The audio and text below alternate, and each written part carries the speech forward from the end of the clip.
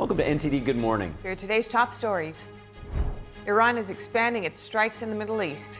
Qatar says the largest U.S. airbase in the region has been struck. U.S. military, meanwhile, saying Operation Epic Fury is ahead of the game plan. Lawmakers last night emerging from a closed-door briefing on Iran with mixed feelings. Democrats pushing to restrict Trump's military authority, a move House Speaker Mike Johnson says would play into the enemy's hands. We take a look at the impact of the war in Iran on China and India with expert analysis. Midterm primaries kicked off yesterday, producing a pair of upsets with prominent members of Congress projected to lose their seats.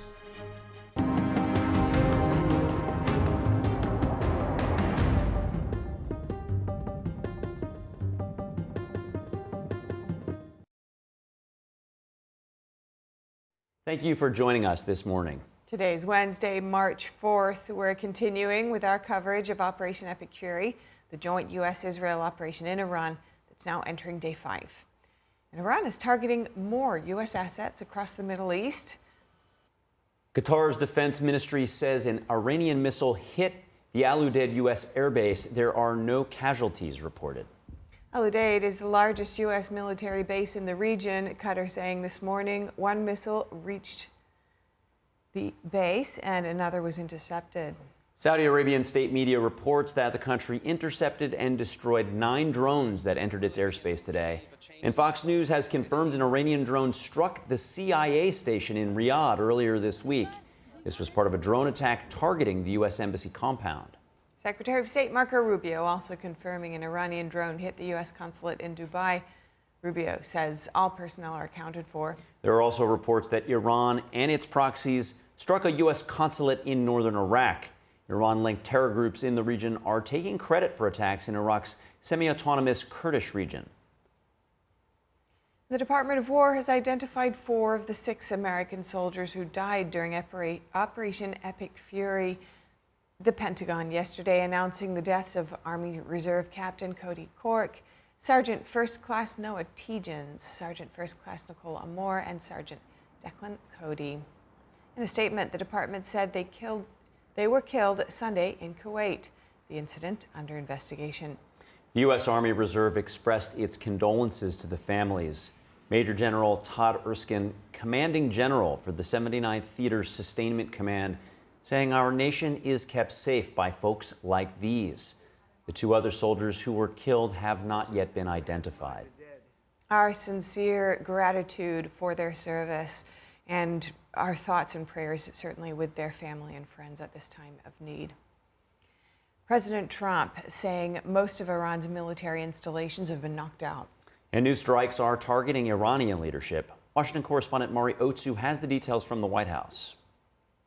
President Trump is saying that the U.S. is, quote, decimating the Iranian leadership. He's saying that the U.S. also has a, quote, virtually unlimited supply of high-end munitions stored in countries around the world. And that's as he says that today's strikes are focused on taking out the Iranian leadership, with Secretary of State Marco Rubio doubling down on his warning that the hardest hits are yet to come. Take a look. We're going to unleash Chang on these people in the next few hours and days. You're going to really begin to perceive a change in the scope and in the intensity of these attacks as, frankly, the 2 most powerful air forces in the world take apart this terroristic regime. They have no Navy, it's been knocked out. They have no Air Force, it's been knocked out. They have no air detection, that's been knocked out. Their radar has been knocked out. And just about everything's been knocked out. Vowing military escalation, President Trump says the Iranian regime had been about to attack Israel and its neighbors, and Operation Epic Fury preempted that action. You see, we were having negotiations with these lunatics, and it was my opinion that they were going to attack first. They were going to attack. If we didn't do it, they were going to attack first. I felt strongly about that. Meanwhile, President Trump condemning what he calls the radicals in the Democratic Party for, quote, complaining bitterly about the U.S. strikes in Iran. History teaches us a simple lesson. Wars without a clear objective do not stay small. They get bigger, they get bloodier, they get longer, they get more expensive. This is not a defensive war. This is not a necessary war. This is a war of choice. The bottom line is this. The president determined we were not going to get hit first. It's that simple, guys. We are not going to put Americans' troops in harm's way. Guys like Schumer would say, well, you should have done this. In other words, if I did it, it's no good. If I didn't do it, they would have said the opposite, that you should have done this. But President Trump also says there's nothing surprising about this, as it's the same lawmakers who wouldn't stand for guests at his State of the Union address. The president mentioning the mother of 23-year-old Irina Zarutska, the Ukrainian refugee who was fatally stabbed last August. But most people feel, I'll tell you what, I have never had more compliments on something I did. People felt it's something that had to be done.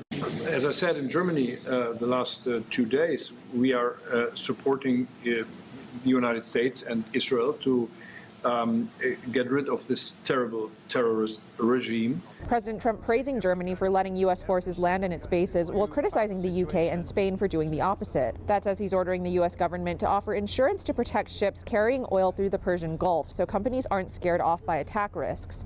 The president says the U.S. will ensure the free flow of energy to the world, even if that means the U.S. Navy escorting tankers through the Strait of Hormuz. So if we have a little high oil prices for a little while, but as soon as this ends, those prices are going to drop, I believe, lower than even before. Meanwhile, President Trump is threatening to cut off all trade with Spain over the fact that the NATO and European ally is refusing to let the U.S. military use its bases for Operation Epic Fury. Back to you. And thanks to Mari for that report. Joining us now is David Wormser. He's an analyst for Middle East Affairs with the Center for Security Policy.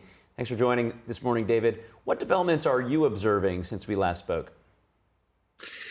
Well, first of all, I think one of the things the president has said was correct. Essentially, we are beginning to remove the ability of Iran to shoot at us with things that shoot at us. Brad Cooper, our CENTCOM head, said that as well last night. So although we are still seeing a significant number of missiles, the amount of missiles is declining a lot. And I would expect in the next day or two to go down dramatically even further. And one of the reasons for that is that we have now complete superiority in the air over Iran, which means every time they shoot a missile, the launcher that shot it gets destroyed almost immediately. The second area that we're seeing is in the northwest, and that is where more the Israelis are operating. There's a lot of activity to destroy the regime's control of that area, which is critical because Azerbaijan is to the north, Iraq is to the west, and both have militias that are going to try to get weapons and armed insurgents into Iran to begin to help create an armed insurgency against the Iranian regime at the same time that the Iranian regime's assets are being obliterated. So we're beginning to see the beginning of the territorial collapse of the regime in certain areas that will, according to the plan, spread to the core and bring down the regime. So that's really what's happened in the last, I'd say, 12 to 24 hours. That's a significant shift in phase. Yeah, I want to go deeper on two of the things you just shared, the people that might be going in on the ground, but also the capacity to continue to fire missiles. So let's start with that one, David. Obviously, at minimum, you need two things. You need missile stockpiles, and then you need people and or launching capacity.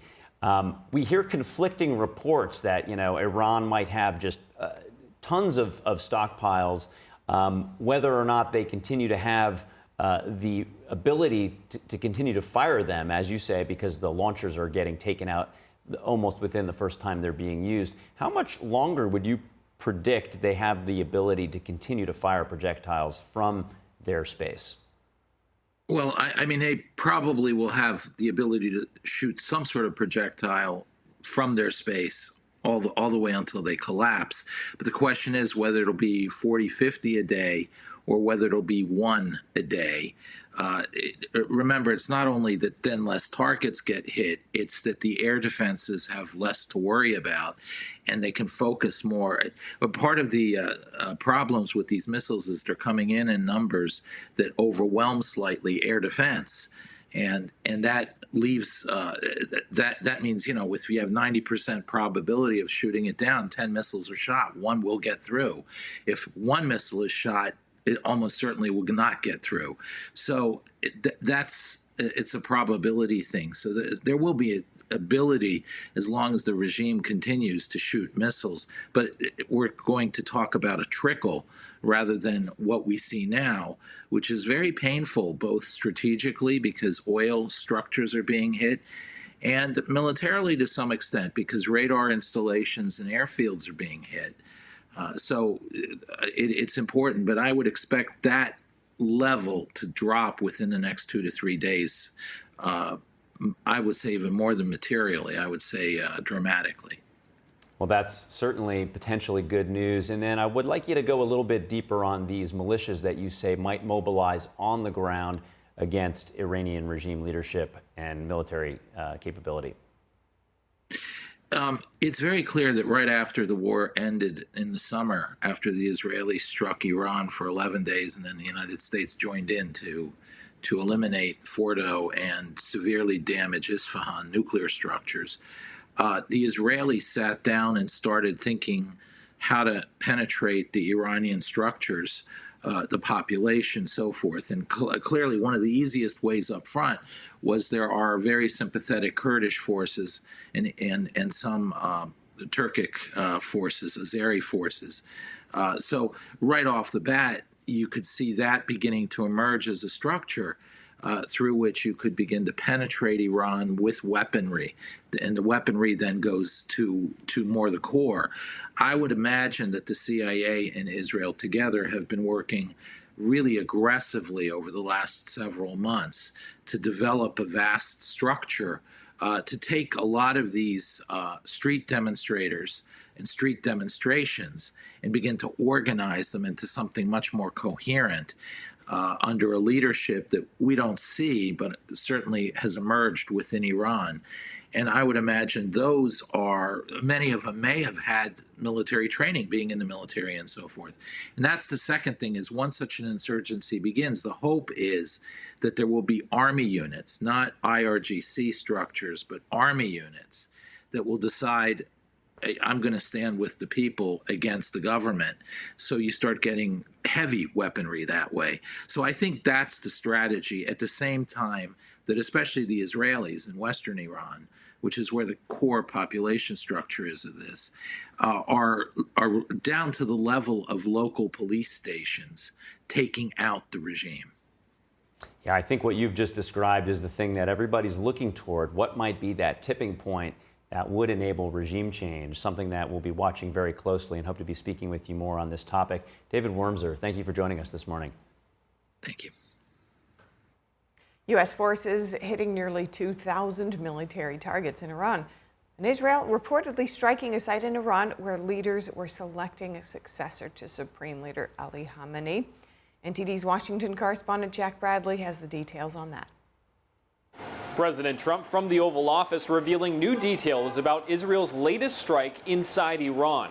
The president mentioning reports of Israeli forces hitting a compound connected to the group responsible for selecting a successor to Iran's supreme leader. And as you know, 49 people were taken out in the first hit, and I guess there was another hit today on the new leadership, and it looks like that was pretty substantial also. Meanwhile, the Israel Defense Forces says that it's striking missile infrastructure in central Iran, including ballistic missile launchers and storage facilities. Israel also expanding operations beyond Iran, targeting the Iranian-backed terror group Hezbollah in Lebanon just after joining the fight against the U.S. and Israeli forces. Hezbollah made a very big mistake when it attacked us. But Iran is also striking back. 2 Iranian drones hit the U.S. Embassy compound in Saudi Arabia. No injuries were reported, though, as officials say the building was empty at the time. The U.S. has since closed its embassies in Saudi Arabia and Kuwait. About Dubai's consulate, the last update I had with seconds before getting before these cameras was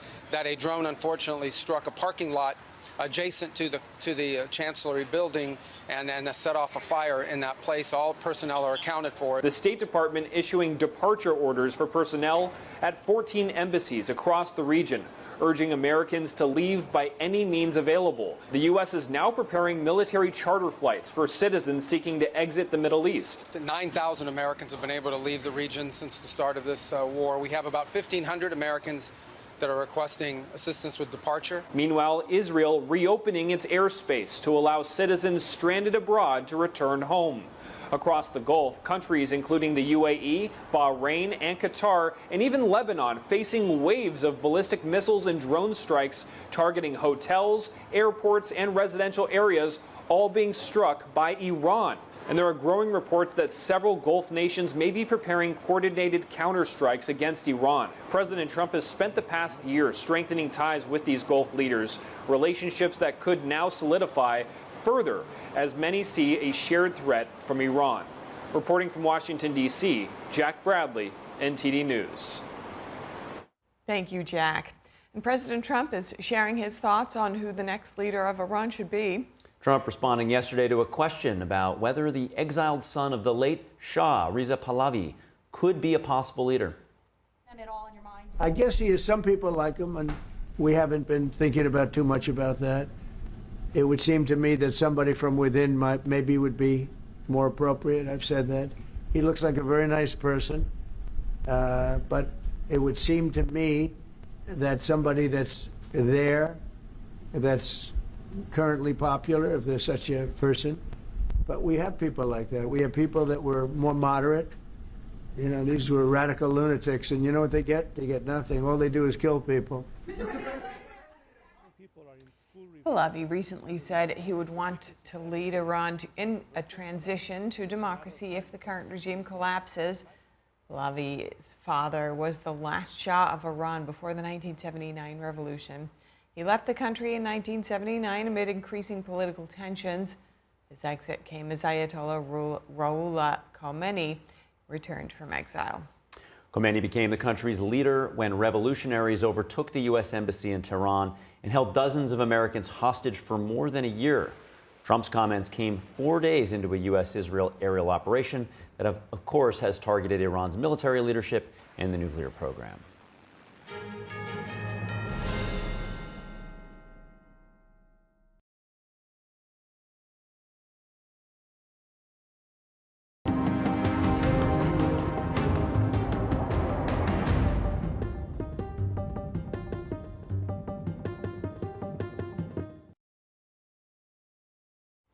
Welcome back. Secretary of War Pete Hegseth and Chairman of Joint Chiefs of Staff General Caine will address the media this morning with an update on operations in Iran.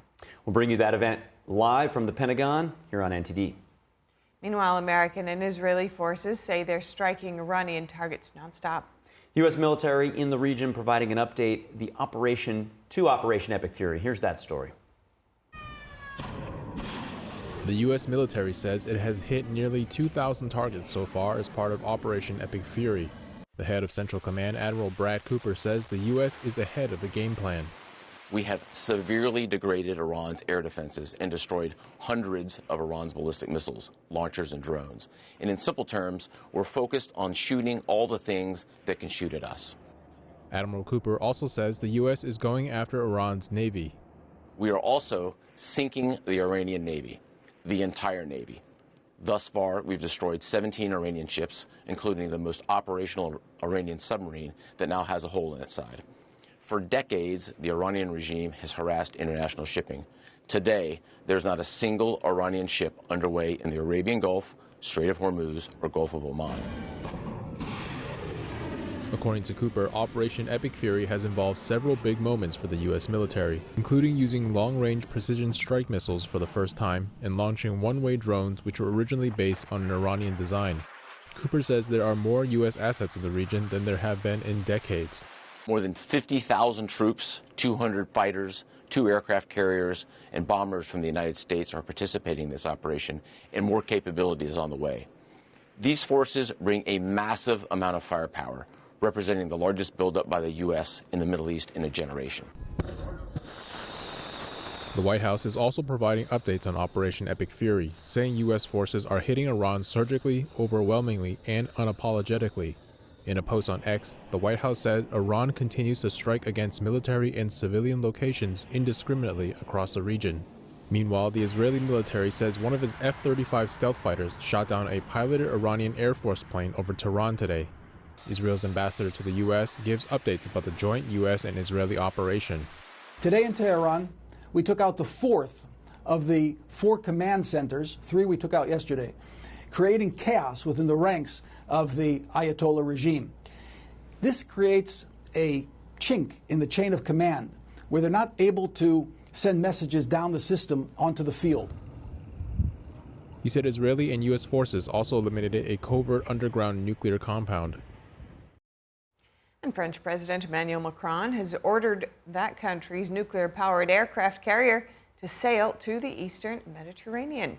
It's going to be accompanied by its air assets and an escort of warships. Macron said yesterday the carrier will defend French assets in the Middle East as Iran fires indiscriminately in the region. Macron said 2 French bases have already been hit in a limited manner. The French president says there are 400,000 French nationals either living or traveling in the Middle East. Efforts to bring them back to France are currently underway.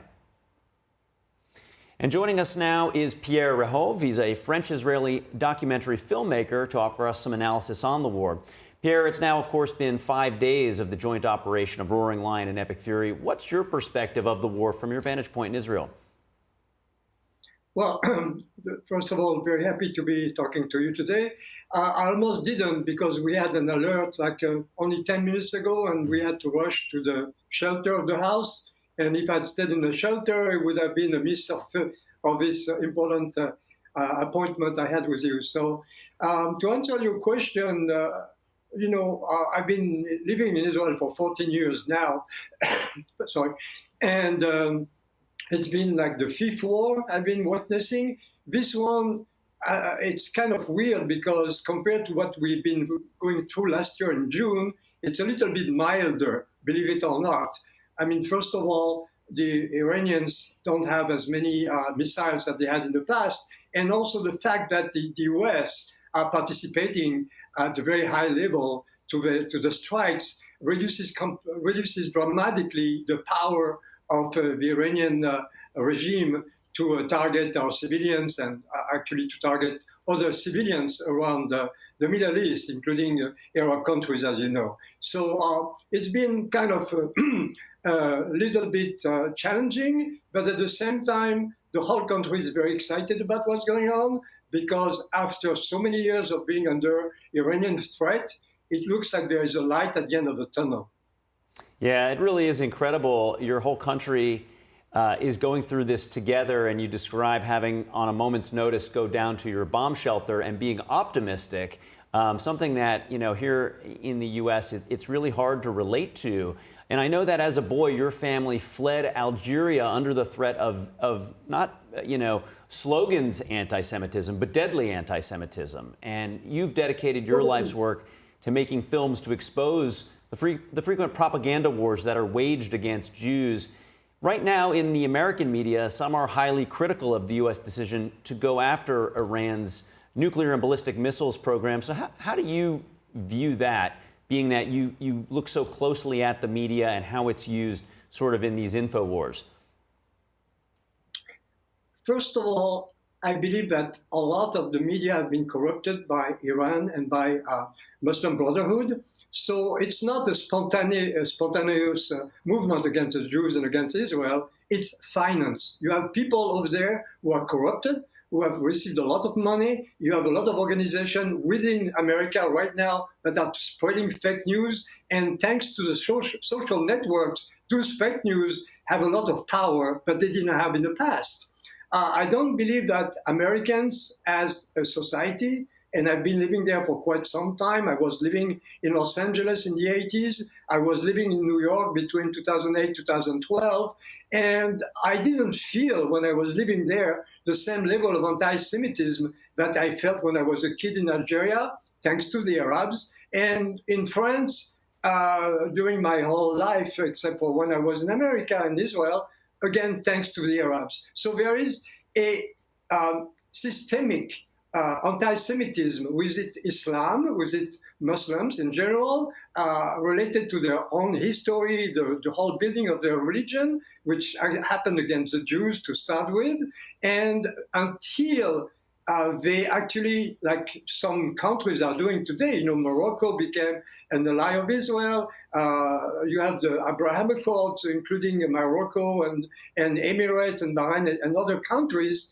And those countries moving ahead and towards modernity kind of go away from the traditional rhetoric of anti-Semitism, anti-Western. It's always connected, You had the Jews, you had the West. In the West, you had the Jews, you had capitalists when you are communist, and you had the Jews because they are communists when you are capitalist. So there's always this little people, we are only 15 million people around the world, that are the easy target because, we are very exposed all the time. So that's my overall feeling is that for all the Jews at this very moment, Israel is the place to be safe, believe it or not.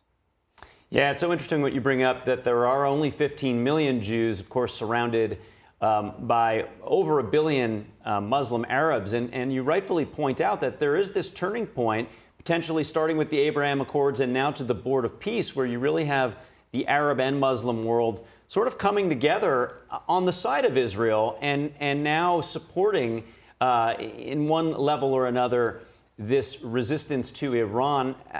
Did you ever think that you would see that in your lifetime? Arab versus Arab? Or, Muslim versus Muslim as opposed to against Jews? Yes. Actually, yes. I saw that in 2016, where President Trump was elected for the first time, and I knew he was going to do the right thing about it because I've been following his career for quite a long time. And I know also he was elected in 2020, but that's another subject. And when he was re-elected for the second time officially last year, 2024, I knew that something big was going to happen because the situation couldn't continue like that. Europeans try to manage a conflict in the usual way, which is very cowardice. I mean, those people don't have a backbone. And I'm talking about the European leaders in general. And I have to say, in America, when you had Joe Biden and Barack Obama and Bill Clinton, actually Clinton was a little bit better than the other two, nothing was going to move again in the right direction because there's always this, lack of will of actually solving the conflict. It's better to manage a conflict than to solve it. Now you have in America, thankfully, a president who has the capacity, the strength, the courage to really apply what has had to be done for a long time, not only to protect Israel, not only to save the Jews, but to save the entire Western world for something which is purely evil, whether it's a connection between the Communist Party in China, Russian Putin, or Iran, or all the things that the real axis of evil are really now being attacked with the purpose of being defeated. So yes, I knew it was going to happen, and now the hope is at a level like I never had in my life before. Well, so interesting to see the dancing on the streets in between trips to the bomb shelters. What a moment in history. Pierre Rahove, thank you for breaking it down for us. My pleasure. Yeah, great insights, and that footage says it all. Absolutely. Can't see enough of it. All right. Well, soon, Secretary of War Pete Hegseth and Chairman of the Joint Chiefs of Staff, General Dan Caine, will be addressing the media with an update on the operations in Iran. But first, we'll take a look at the impact of the war in Iran on China and India with expert commentary after this.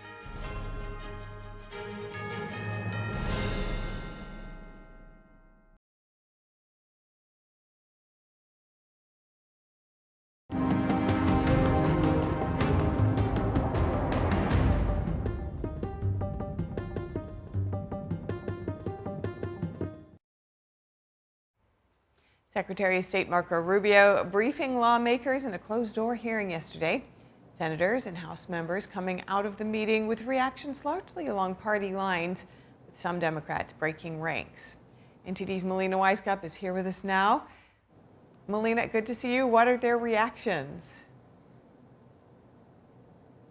Hi, good morning, Steph. So the goal with this closed-door briefing was ultimately to reassure lawmakers of the administration's objectives with the initial strikes on Iran. Administration officials have repeatedly said that the goal was aimed at wiping out Tehran's missiles and other military capabilities. While Republicans largely reiterated support for the administration's operation last night, many Democrats left that closed-door briefing with complaints, mainly about what they called a lack of planning and a lack of congressional approval. Here's both sides.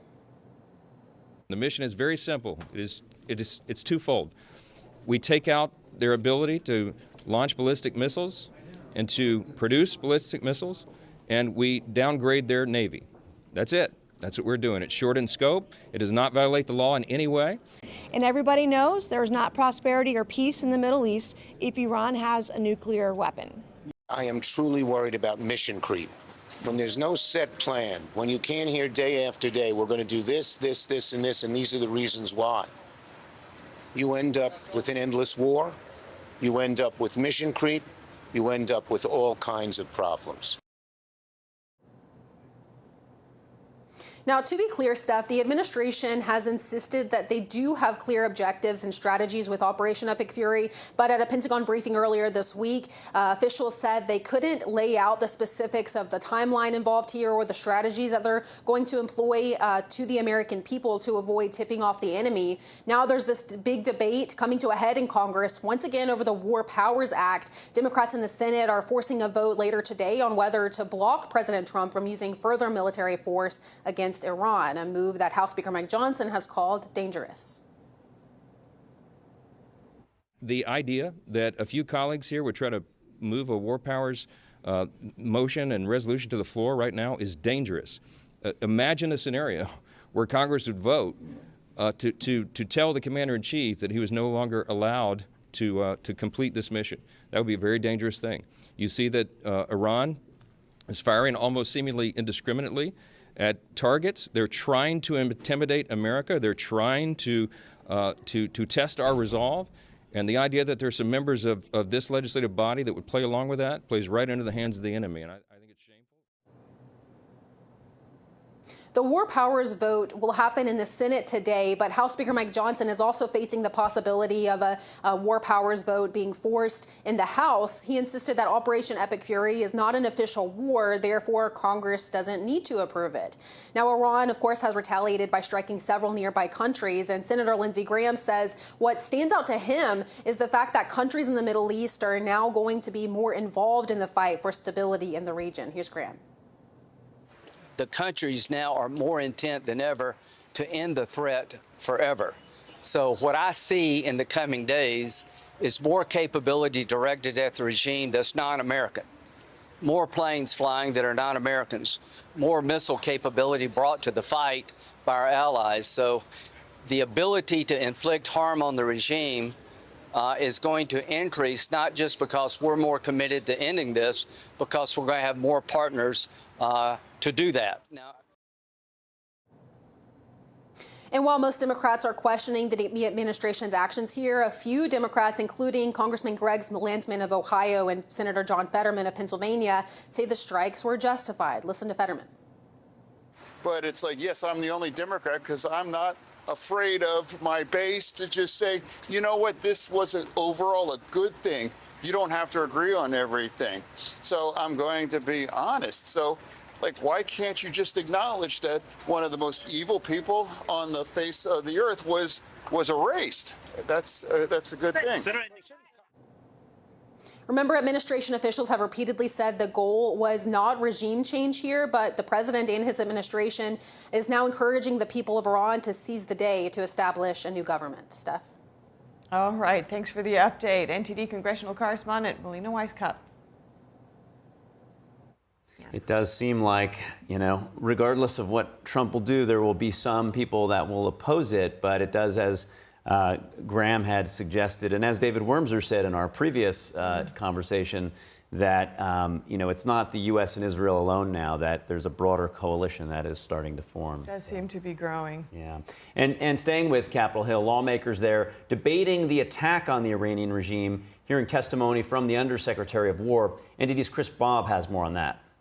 Inside the Senate Armed Service Committee hearing, a sharp partisan clash unfolding over presidential war powers. We had a diplomatic agreement with Iran on nuclear proliferation, and President Trump withdrew, and he was basically playing politics. It was a horrible deal. It was a disastrous deal. It would originally allow Iran to be able to have enrichment to the grade that they could make a nuclear weapon. I don't remember him saying anything in 2016 when Barack Obama at the time dropped 26,000 bombs in Syria. And what threat did Syria have to the United States? Does anybody doubt that Iran, if or when they got a nuclear weapon, would deliver it to the United States? They've killed thousands of Americans from the first time they took hostages in November of 1979 to the last time they attacked us in June of 2025. And you want to say he's playing politics? You guys are playing politics. You guys are the ones that are grandstanding.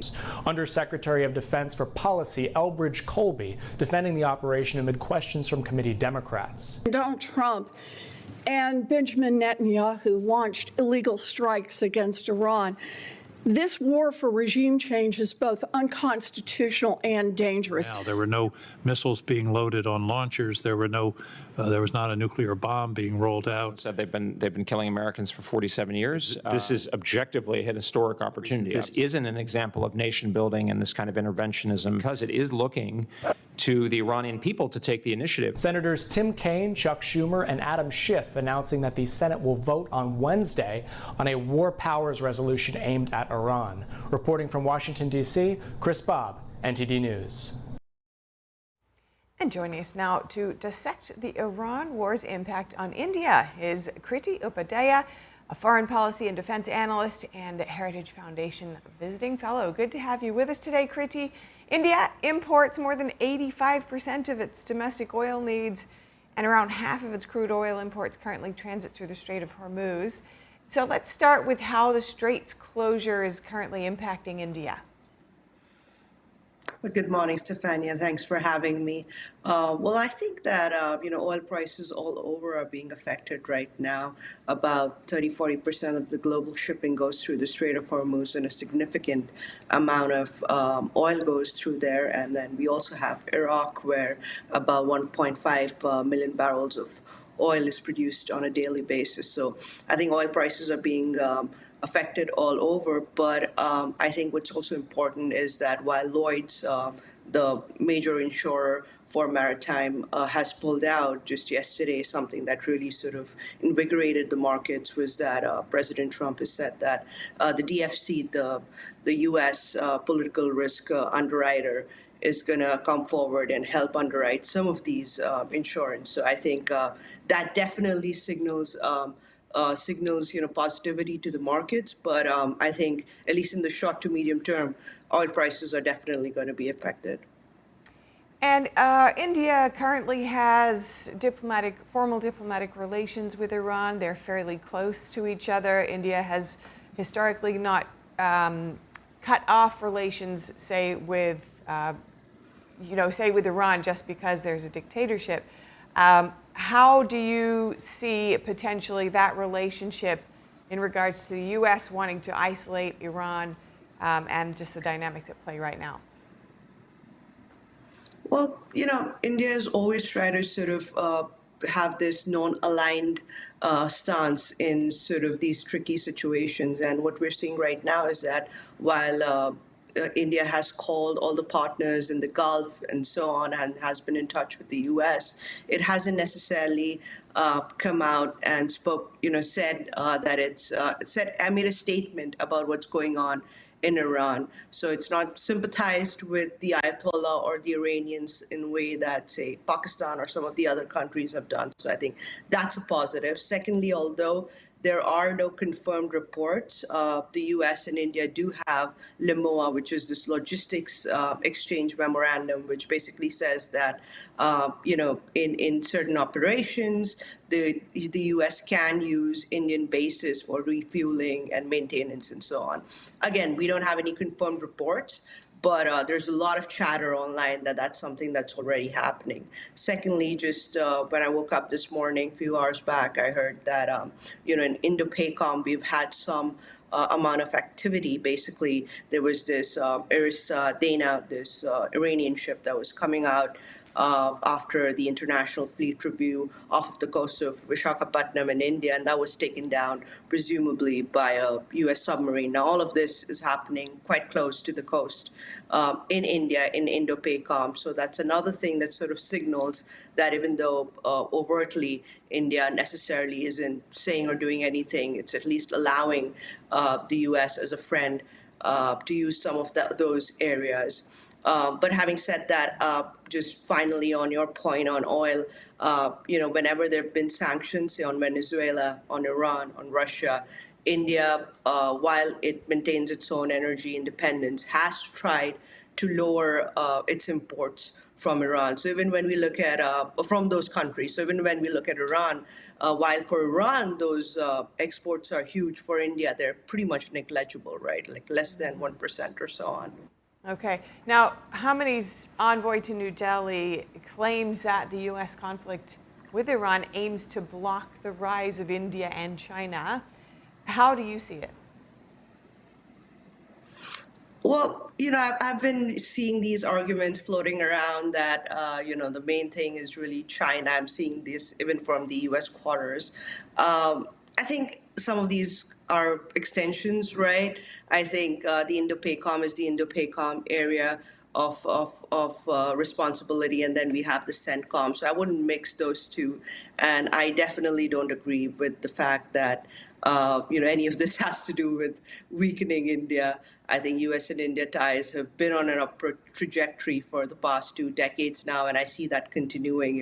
Even recently we've had some sort of issues on the trade front, which again I think is completely normal for mature democracies, mature relationships to have some disagreements every now and then. What matters is how we emerge from them, how we navigate them, and I think U.S. and India have done a great job of navigating even some of these disagreements. And just for our viewers, U.S.-India defense ties have actually been the sort of star of this relationship. Today, India conducts most of its bilateral and multilateral exercises with the U.S. Defense trade is a solid over $25 billion pipeline. Most of India's maritime suite, major platforms, the P-8Is, the Apaches, the transport aircrafts, the C-17s, and I could go on and on, right? The sensors, the sonar buoys, they're all American. So I think as far as U.S. and India are concerned, we're going solid. Well, great to hear your sense of what's going on there, and I know that you're deep in research on this. So thank you so much, Kriti Upadhyaya. Thanks for having me. Have a great day. And you.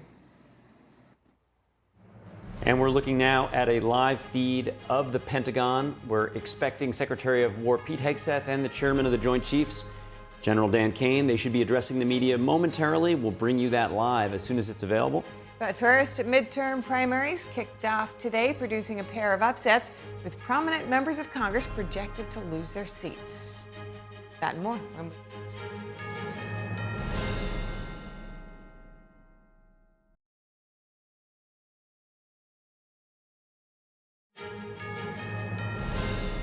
Welcome back. The 2026 midterm election season kicked off yesterday with several high-profile primary elections. That's right. NTD's Daniel Monahan has key takeaways. In Texas, Senator John Cornyn has been pushed into a runoff against Attorney General Ken Paxton in the state's Republican Senate primary, one of yesterday's most closely watched races. The statewide early results are in, and we did very well, as expected, and we were on to the runoff. Cornyn is seeking a 5th term, but facing a tough challenge from Paxton, the state attorney general. He hopes to avoid becoming the first Republican senator in Texas history not to be renominated. Although Cornyn has expressed occasional skepticism of President Trump, he has been a reliable ally to the president. Paxton, however, says he is more aligned with Trump's Make America Great Again movement. President Trump didn't endorse either candidate during the primary, but the results may raise pressure on him to take a side. The two will meet in a head-to-head contest on May 26th. On the Democratic side, the Associated Press declared State Representative James Talarico the winner over Congresswoman Jasmine Crockett in Texas's closely watched Democratic Senate primary. He'll face the winner of the runoff between Cornyn and Paxton. The Talarico campaign stressed the unprecedented numbers of young voters, independent and Republicans supporting his campaign. We are not just trying to win an election. We are trying to fundamentally change our politics. Some voting uncertainty occurred in the contest. A Dallas County judge extended Democratic polling hours to 9 p.m. after early confusion left some voters turned away. Just before the extension ended, the Texas Supreme Court blocked the order, saying voting must proceed as permitted. U.S. Representative Crockett criticized the situation. But I can tell you now that people have been disenfranchised. The reason that we knew that there were problems is because we were receiving the phone calls and the emails. In a major Republican primary upset, CNN's Decision Desk projects that Texas State Representative Steve Toth will defeat Congressman Dan Crenshaw in the race for Texas's 2nd Congressional District. Crenshaw, a 4-term congressman and former Navy SEAL, faced criticism from the conservative wing of his party despite his ties to President Trump. His backing the resettlement of Afghani refugees and vote to certify the 2020 election results put him at odds with key MAGA supporters. Senator Ted Cruz endorsed Toth and appeared in a Super PAC ad backing the challenger. And the November matchup for the U.S. Senate race in North Carolina is set, with Republican Michael Whatley and Democrat Roy Cooper facing off. Whatley won the GOP primary with about 64% of the vote, while Cooper secured the Democratic nomination. The winner will succeed Senator Tom Tillis, who chose not to run for re-election. Daniel Monahan, NTD News. Dallas police arrested a suspicious driver near Ken Paxton's campaign watch party after finding ammunition in his car. An investigation is underway and we'll be keeping you updated. Meanwhile, the U.S. military in South America. U.S. armed forces have joined Ecuador in operations against designated terrorist organizations in that country. U.S. Southern Command calling the mission a strong example of regional partnership in Latin America and the Caribbean to fight narco-terrorism. Officials say the operations target groups that have long spread terror, violence, and corruption across the hemisphere. Southern Command also commended the Ecuadorian armed forces for their dedication and their commitment to the fight against narco-terrorism. And soon, Secretary of War Pete Hegseth and the Chairman of the Joint Chiefs, General Dan Caine, will address the media with an update on operations in Iran. We're going to bring you that live here on NTD.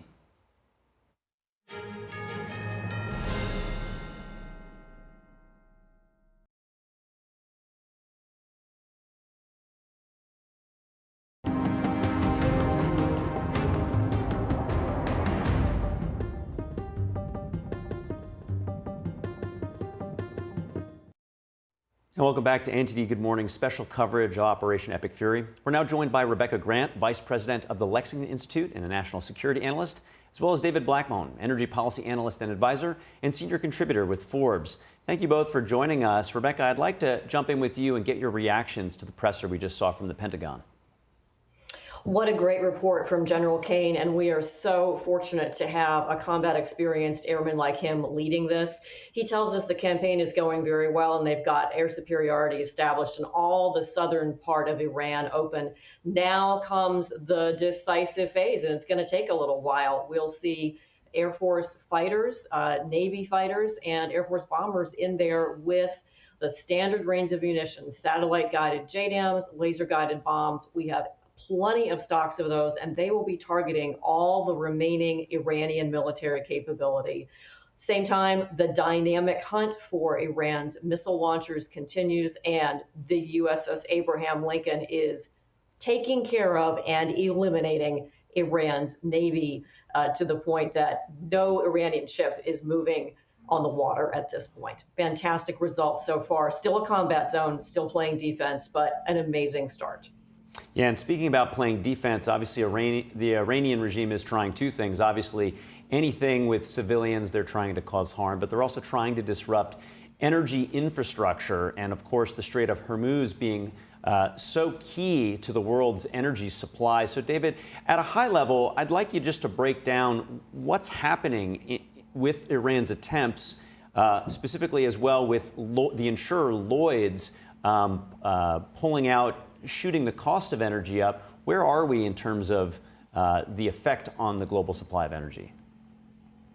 Well, we're at the moment, we're at a stalemate.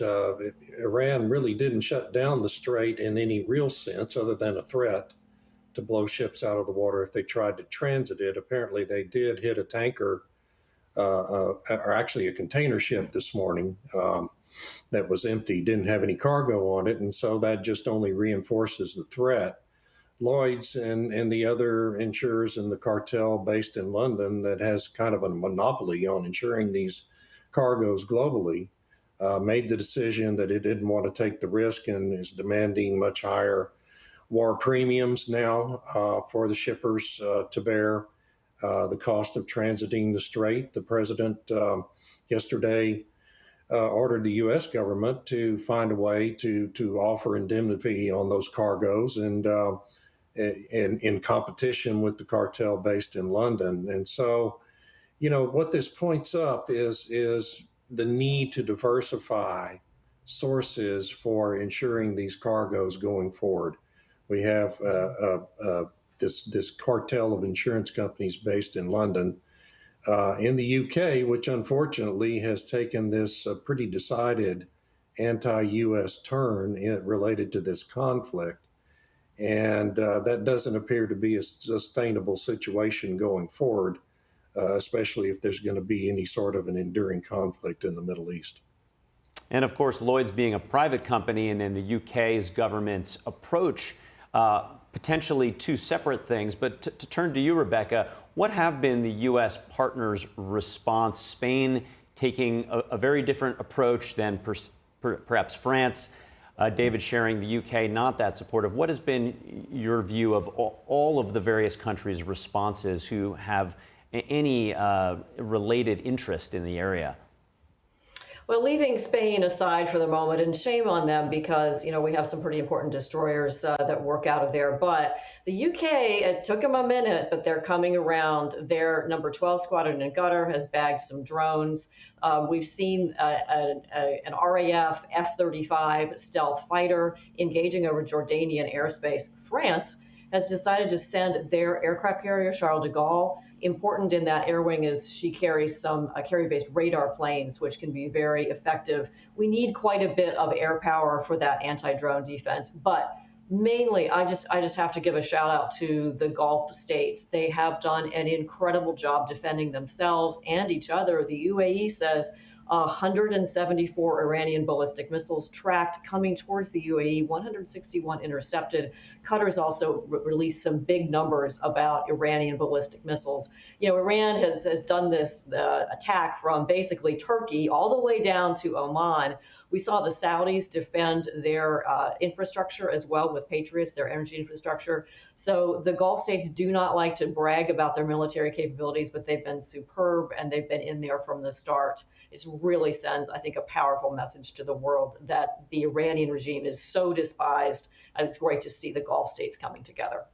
Yeah, you bring up a really interesting point. Our guest in the last hour was talking about how the Abraham Accords and now to the Board of Peace has really flipped the script on those countries and their support for Israel, and now clearly in the fight here, maybe not by their own choosing, but certainly drawn in to the fight and now defending their own interests against the Iranian threat.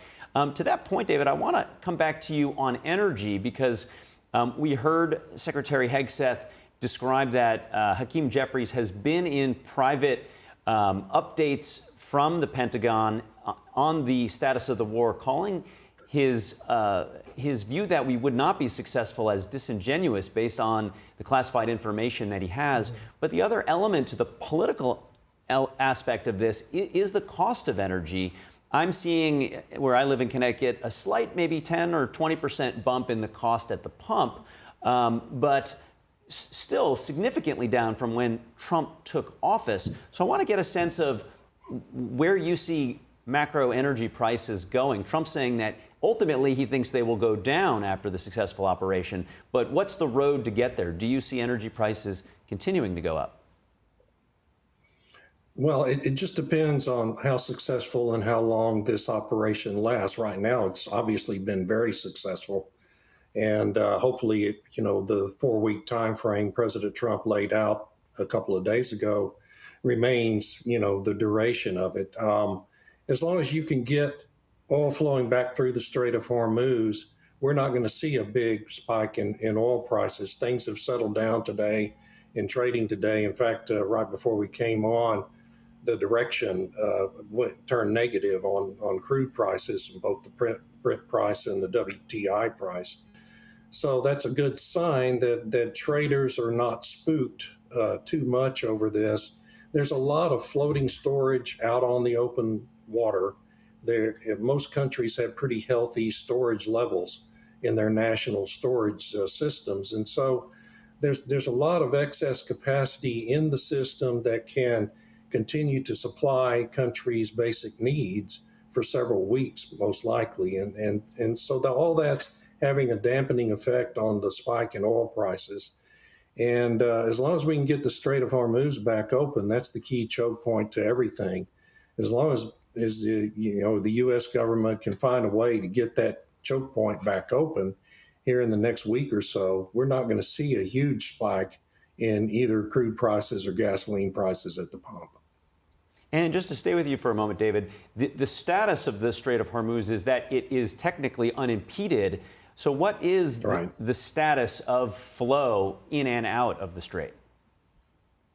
Well, right now it's almost at a standstill because companies don't have insurance for their cargoes. And, that's a completely rational decision by the shipping companies.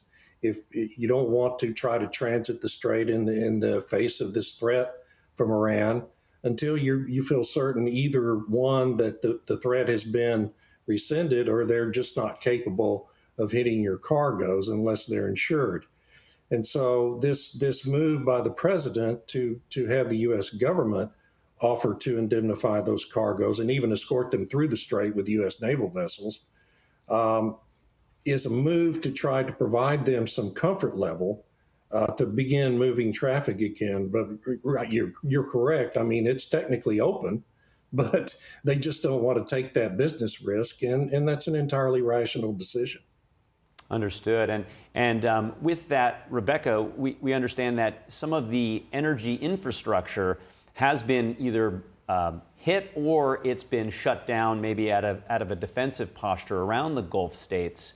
I want to get your sense on the reduction in the Iranians' capacity to fire missiles. I believe the general said down 86%. Obviously, once less projectiles are coming out of Iran, that signals potentially the turning point, but also the turning point on the ground. And one of our earlier interviews described that there potentially are some Kurdish militias looking to move in on the ground. So how do we ultimately flip toward some sort of opportunity toward regime change? Well, the military campaign comes first, and as Secretary Hegseth said, maybe that's 3 weeks, maybe that's 8 weeks, but you hit the nail on the head. Iran's missile launches are down by 86%, the one-way attack drones down by 73%, and that is not going to recover. Now, it's still a combat zone. You will never completely 100% guarantee you suppress that threat, but the level of threat has gone down a lot. And honestly, as scary as it is, the actual physical level of damage caused by Iran, even with the missiles they have shot, is honestly pretty minimal. We hate to see it. I especially hate to see the one that hit in Kuwait and the loss of life. But as far as the infrastructure along the Gulf states there, I don't like it, but it's not.